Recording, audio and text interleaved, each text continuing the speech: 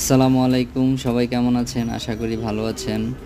আজকে আপনাদেরকে দেখাবো আমাদের লক্ষ্মীপুরের দর্শনীয় একটি স্থান।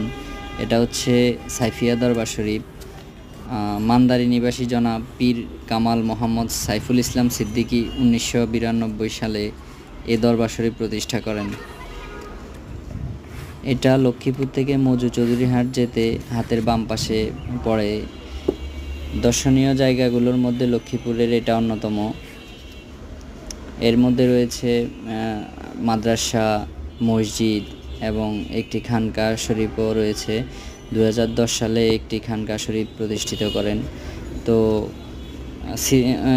সাইফুল ইসলাম সিদ্দিকীর নামকরণে এর নাম দেওয়া হয়েছে সাইফিয়া দরবার শরীফ। আপনারা লক্ষ্মীপুরে আসলে আমাদের এই লক্ষ্মীপুরের ঐতিহ্যবাহী স্থানটা ঘুরে দেখবেন। চারপাশের পরিবেশ অনেক সুন্দর, পুকুর রয়েছে।